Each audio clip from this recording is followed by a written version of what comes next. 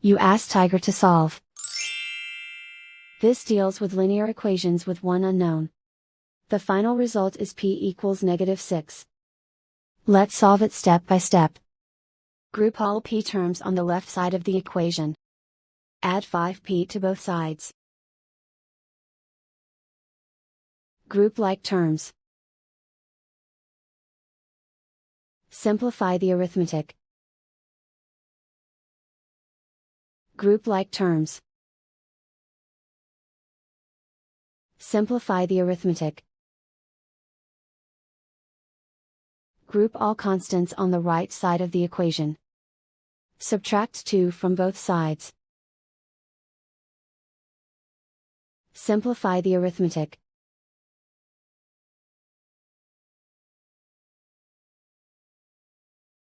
And so the final result is p equals -6.